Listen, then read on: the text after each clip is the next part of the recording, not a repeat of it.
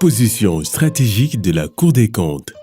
Cette vidéo, dénommée RAM, ce Cour des comptes, vous est proposée par le Centre d'études et de recherche en ingénierie juridique et financière, CERIF, en partenariat avec la Cour des comptes. La Cour des comptes occupe une position stratégique pour plusieurs raisons. D'abord, au sein des États, elle est une juridiction et une institution supérieure de contrôle des finances publiques. La Constitution sénégalaise du 22 janvier 2001 a donné à la juridiction financière la compétence de juger les comptes des comptables publics et de vérifier la régularité des recettes et des dépenses. La Cour s'assure du bon emploi des crédits publics et dispose de la prérogative de sanctionner les fautes de gestion. Le contrôle exercé par la Cour des comptes porte sur l'argent public, c'est-à-dire le nerf de l'État et la sève de toute démocratie. Ensuite, la Cour des comptes dispose d'une indépendance garantie par la Constitution et les normes internationales.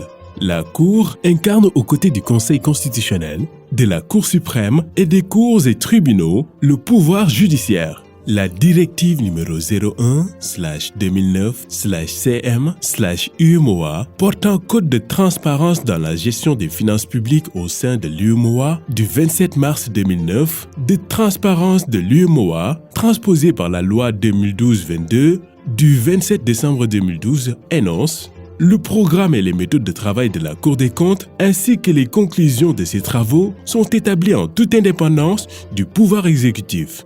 La Cour des comptes rend public tous les rapports qu'elle transmet au Parlement, au gouvernement et au président de la République. Elle publie également ses décisions particulières sur son site web, s'il existe, et dans au moins 2 grands journaux nationaux de grande diffusion.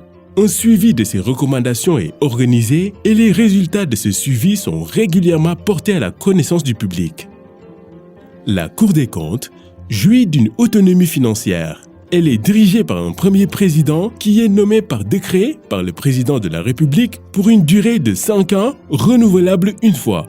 À l'occasion de ses missions d'audit et de contrôle, suivant les dispositions de l'article 79 de la loi 2012-23 sur la Cour des comptes, si l'instruction ou la délibération sur l'affaire laisse apparaître des faits susceptibles de constituer un délit ou un crime, le premier président de la Cour saisit, par référé, le garde des Sceaux, ministre de la Justice, et en informe le ministre chargé des Finances.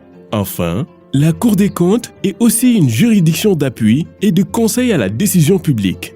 La Cour, par un contrôle non juridictionnel, apprécie la qualité de la gestion publique, formule des suggestions sur les moyens susceptibles d'en améliorer les méthodes et d'en accroître l'efficacité et le rendement.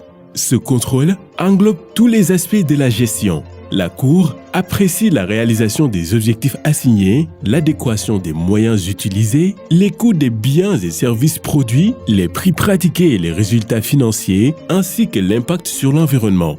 La Cour assiste ainsi le président de la République, le gouvernement et l'Assemblée nationale dans le contrôle de l'exécution des lois de finances et évalue les politiques et programmes publics. Cette vidéo, dénommée RAM, ce Cour des comptes, vous est proposée par le Centre d'études et de recherche en ingénierie juridique et financière, CERIF, en partenariat avec la Cour des comptes.